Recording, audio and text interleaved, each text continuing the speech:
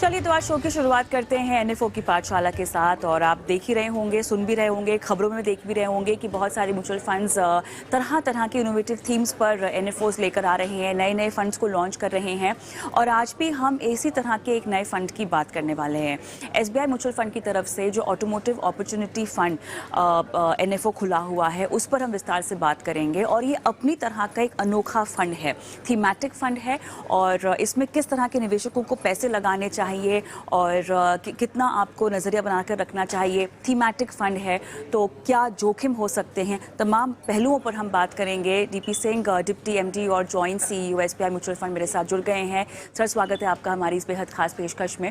और क्लियरली जो एनएफओ आया हुआ है ऑटोमोटिव अपॉर्चुनिटी फंड का, उस पर तो हम बात करेंगे ही करेंगे, लेकिन उससे पहले क्योंकि आप हमारे साथ में हैं तो बाजार की चाल पर आपसे बात करना बनता ही है। आज भी हमने देखा बाजार एक नए हाई पर जाता हुआ दिखाई दिया है। और जैसे जैसे हम चुनाव नतीजों के नज़दीक आ रहे हैं, बाजार भी एक समा बांधता हुआ दिखाई दे रहा है। क्या कहेंगे आप? देखिए, आज का बाजार की चाल तो बहुत सरप्राइजिंग थी। Very very pleasant surprise. सबका वैल्यू बिल्कुल।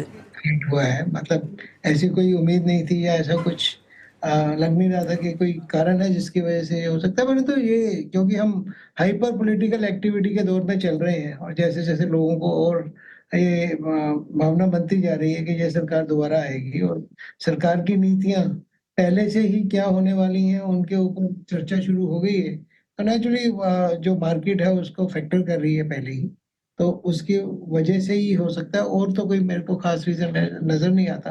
परंतु बड़ी खुशी की बात है कि लोगों की वेल्थ क्रिएशन की जर्नी लगातार बनी हुई है और जो बंदे लोग आज की डेट में बाज़ार में पैसा लगाए हुए हैं, उनकी वैल्यू क्रिएट हुई है। तो इससे ये it's always a good feeling. बिल्कुल। और एक चुनावी माहौल तो देश में बना ही हुआ है, उसी के साथ साथ एनएफओ लॉन्च होने का भी एक माहौल जो है बना हुआ है। और बहुत सारी एएमसीज जो हैं इनोवेटिव तरह के फंड्स भी लेकर आ रही हैं। आप भी एक बेहद खास तरीके का फंड लेकर आए हुए हैं। और मेरे ख्याल से इस तरह का कोई फंड बाजार में है भी नहीं। ऑटो सेक्टर पर फोकस करता है, तमाम पहलू जो कि ऑटो सेक्टर को आगे ले जाने वाले ट्रिगर्स के मद्देनज़र ये फंड आपने लॉन्च किया है एसबीआई म्यूचुअल फंड की तरफ से, ऑटोमोटिव अपॉर्चुनिटी फंड। तो क्या सोच होगी? बहुत सारे की ड्राइवर्स हैं मेरे ख्याल से इंडस्ट्री ग्रोथ के लिहाज से जो आपने कंसिडर किए होंगे। लेकिन इस तरह के थीमेटिक फंड को इस समय लॉन्च करने के पीछे कोई खास वजह है? क्या डेटा आपने कंसिडर किया होगा? क्या क्या कारण आपको यहाँ पर लग रहे हैं कि जानना बहुत ज़रूरी है दर्शकों के लिए? कविता जी, इसमें सबसे बड़ी बात ये होती है कि जैसे-जैसे हमारी मार्केट इवॉल्व हो रही है, आज हमारी मार्केट $5 ट्रिलियन के साइज़ से ऊपर बढ़ गई है और उसमें नंबर ऑफ स्टॉक्स भी बहुत ज़्यादा हैं। तो कोई भी एक डाइवर्सिफाइड फंड, क्योंकि कोई भी फंड मैनेजर अपने लेवल पे 35, 40, 50 स्टॉक से ज़्यादा नहीं ले सकता। तो उसमें जैसे आपने सही बोला कि there are different themes in the market, जो कि समय-समय पे लगता रहता है कि ये थीम अभी चलेगा। तो ये सेक्टर स्पेसिफिक ना हो के ये थीमेटिक फंड होते हैं, तो इसमें काफ़ी मेहनत की जाती है कि क्या-क्या ऐसे थीम हो सकते हैं आने वाले टाइम में, जिसमें कि लोग अपना पैसा बना सकते हैं, जहाँ पे हम अपनी रिसर्च के बेस पे, अपने हार्ड वर्क के बेस पे ऐसी कंपनियों को चुन सकें, जो कि आने वाले 5-10 साल में अच्छा जो है वैल्यू क्रिएट कर सकती हैं। तो ऐसे ही इस पर्टिकुलर थीम के ऊपर काफ़ी देर से हमारा काम चल रहा था और करीब 1 साल तक इस पे काम किया और देखा कि इस थीम के अंडर, क्योंकि जैसे आपने बोला कि ऑटो सेक्टर वाला पहला फंड है, ऐसा नहीं है। इस तरह के 2 फंड और भी हैं मार्केट में, जो ऑटोमोटिव पूरे सेक्टर को नहीं लेते, पर जैसे एक फंड है जो सिर्फ ट्रांसपोर्ट एंड लॉजिस्टिक को लेता है और एक और भी ऐसा शायद फंड है जिसमें ऐसी कंपनी में पैसा लगता है। पर हमने जब इस पे पूरी रिसर्च की और देखा कि there are good number of companies जो कि बहुत अच्छे तरीके से काम कर रही हैं, उनका क्वालिटी कंट्रोल बहुत बड़ा है और हमारा जो ऑटोमोटिव सेक्टर है, ये भी बहुत तेज़ी से बढ़ रहा है। आज की डेट में हम पूरे विश्व में तीसरे नंबर पे पहुँच गए हैं, जहाँ तक ऑटो इंडस्ट्री का सवाल है। और उस इंडस्ट्री में जैसे आप दिखा भी रहे हैं, 188 बिलियन का होने का अनुमान है। और ये जो हमने फिर उसके ऊपर हमने और जब इसके ऊपर रिसर्च किया, तो कौन-कौन सी कंपनी अपने यूनिवर्स में आ सकती है, तो हम करीब 134 ऐसी कंपनी हैं, जो कि हमारी यूनिवर्स में होंगी और उसमें हम करीब-करीब जिसको बोलते हैं, हम पैसा इसमें लगाएँगे, इसमें से 30 और 40 बढ़िया कंपनी चुन के, उसमें पैसा लगेगा। और जब हमने देखा ये जो पूरा इसका मार्केट कैप है इन कंपनीज़ का जिसमें हम पैसा लगाने की बात कर रहे हैं, that is almost 40 lakh crore, 40 trillion का उनका मार्केट कैप है। और अगर आज की डेट में अगर हम अपने निवेशकों से एक नंबर लेके बात कर रहा हूँ कि अगर 10,000 करोड़ भी हम इकट्ठा कर लेते हैं, तो हम 0.25% ऑफ द मार्केट कैप होएँगे। It's not something very, very big. और उसमें स्कोप बहुत है, थीम बहुत बड़ा है। और ऐसे थीम की क्योंकि कई कंपनीज़ स्पेशली मिड कैप और स्मॉल कैप में विद इन सेक्टर ऐसी होती हैं कि आपके स्मॉल कैप, मिड कैप में वो आ ही नहीं पाती क्योंकि हर एक जगह पे एक कंस्ट्रेंट होता है कि आप 40-50 स्टॉक से ऊपर नहीं ले सकते। तो ऐसी बहुत सी कंपनीज़ हमने ढूँढी हैं जिसके ऊपर हम काम करेंगे और जिस तरह से सरकार की नीतियाँ रही हैं और ऐसी ही नीति रहने का की संभावना है, तो उसमें जबकि हमारे आदरणीय मंत्री जी गडकरी जी का मैं उस दिन बयान सुन रहा था, तो वो कह रहे थे कि हमारी आशा है कि 3 साल के अंदर हम हिंदुस्तान को ऑटोमोटिव सेक्टर में नंबर 1 बनाना चाहते हैं। अगर उस तरफ हम काम करते हैं, एक्सपोर्ट बहुत बढ़ेगी। एक्सपोर्ट के बहुत से ऐसे मुद्दे सिर्फ ये नहीं कि गाड़ियाँ यहाँ पे बन के जाएँगी। हमारी बहुत सी ऐसी अच्छी कंपनीज़ हैं हिंदुस्तान में जो पूरे विश्व में ऑटो इक्विपमेंट जो है सप्लाई कर रही है, ओरिजिनल इक्विपमेंट मैन्युफैक्चरर्स हैं। बहुत सारे ऐसे कंपनीज़ हैं, क्योंकि हर तरह के टूल, हर तरह की चीज़ें और इसमें ये थीम इतना बड़ा है कि इसमें ऐसा नहीं कि गाड़ियाँ या गाड़ियाँ के जो पुर्ज़े हैं उनकी बात हो रही है। We are talking about batteries, we are talking about EV, we are talking about tires, and we are talking about so many other things which are used in manufacturing of all these auto things. इसमें गाड़ियाँ भी हैं, इसमें two wheeler भी हैं, इसमें tractor भी हैं, इसमें ट्रांसपोर्ट व्हीकल्स भी हैं, पैसेंजर ट्रांसपोर्ट व्हीकल्स हैं, उसके अलावा ट्रक्स हैं। तो बहुत बड़ा एक डिफेंस के भी के अंदर भी ट्रांसपोर्ट व्हीकल्स हैं, ऐसी कंपनीज़ आएँगी जो डिफेंस के लिए बनाएँगी। तो कहने का मतलब ये है कि आज की डेट में ही इतनी है, आने वाले टाइम में और ज़्यादा बढ़ेंगी, तो ये एक बहुत बड़ा थीम है और हमें पूरा विश्वास है, पूरी कन्विक्शन के साथ कहते हैं कि इस थीम में we'll be able to create good value for the customers. Sir जोखिम के लिहाज से क्योंकि ये एक थीमेटिक फंड है और थीमेटिक फंड में अक्सर हम देखते हैं कि न्यूज़ ड्रिवन जोखिम होता है, सेक्टर डेवलपमेंट को ध्यान में रखते हुए जोखिम होता है, तो किस तरह की आपकी रिस्क एपेटाइट होनी चाहिए इस तरह किसी थीम को अपने पोर्टफोलियो में शामिल करने की? ग्रोथ प्रोस्पेक्ट्स तो आपने समझा दिए, 134 कंपनियों का यूनिवर्स है और इसमें भी बहुत सारी अलग अलग तरह की कंपनियां भी हैं जो शामिल की जाएंगी, तो अपने आप में मार्केट कैप वाइज तो आपको डाइवर्सिफिकेशन मिल ही रहा है, लेकिन जोखिम की क्षमता यहाँ पर कितनी होनी चाहिए निवेशकों की? जोखिम के हिसाब से तो बड़ा क्लियर है कि क्योंकि ये थीमेटिक फंड है जो कि रिस्कोमीटर के हिसाब से वेरी हाई रिस्क कैटेगरी में आता है और सारे जितने भी हमारे इक्विटी फंड हैं वो हाई रिस्क कैटेगरी में ही आते हैं। पर this should not be the first fund. ये उन्हीं व्यक्तियों को इसमें पैसा डालना चाहिए जो कि ऑलरेडी ये जो इन्वेस्टमेंट की जर्नी जिनकी स्टार्ट हो चुकी है, who are evolved investor and it should be a part of your portfolio as a diversification.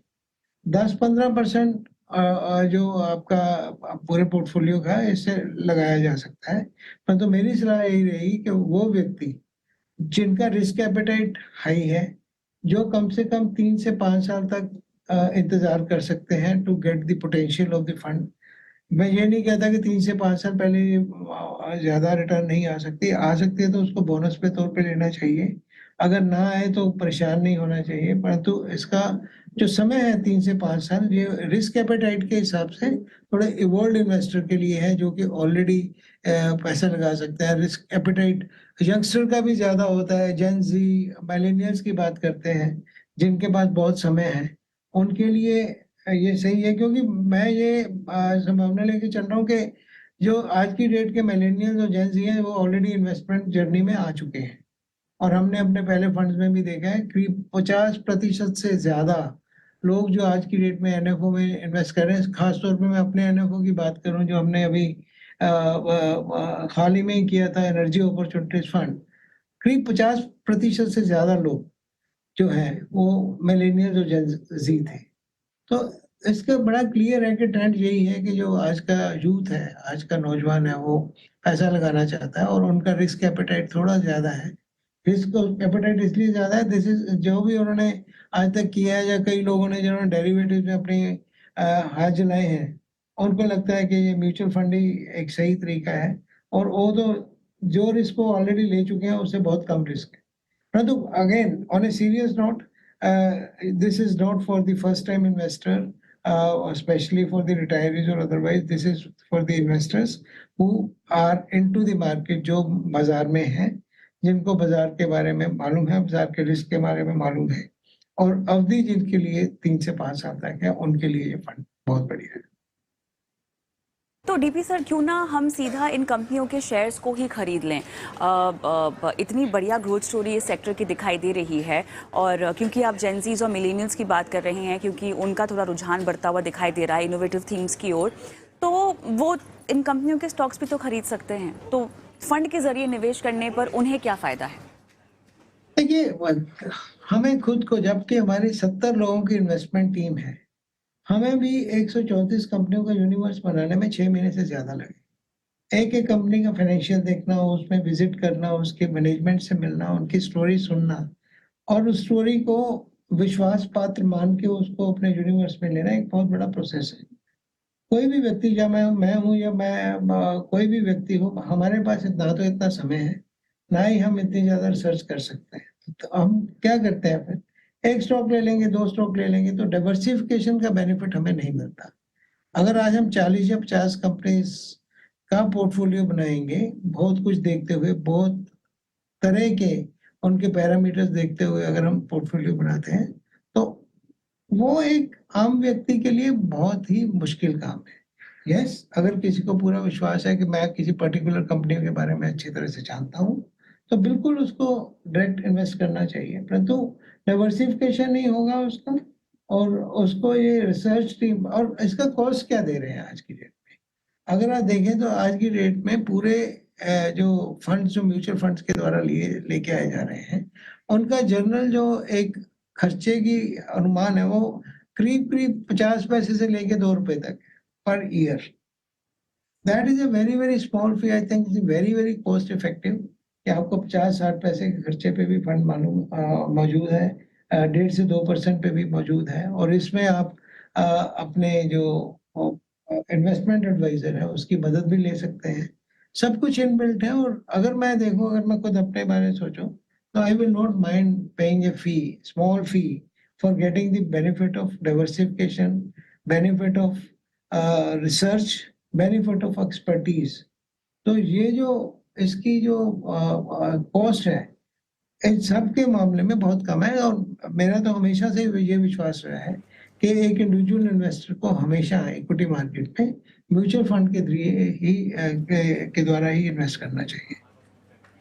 चलिए, तो मेरे ख्याल से ये फ़ायदा, अगर आप एक एनएफओ कंसिडर करना चाहते हैं और अपने आप में एक अनोखा कॉन्सेप्ट, फ़िलहाल तो ये एनएफओ खुला हुआ है 31 मई तक और आपके पास ये मौका है इस थीम को अपने पोर्टफोलियो में शामिल करने का। लेकिन हाँ, डाइवर्सिफिकेशन के पर्पस को ध्यान में रखते हुए और जितना आपको कॉम्पिटिशन बताया गया है, रेशियो बताया गया है, उसके तहत ही आपको इस तरह के फ़ंड को अपने पोर्टफोलियो में डालना ज़रूरी है। बहुत बहुत धन्यवाद सर, आपने समय निकाला इस खास चर्चा में और तमाम बारीकियां दर्शकों को बताई।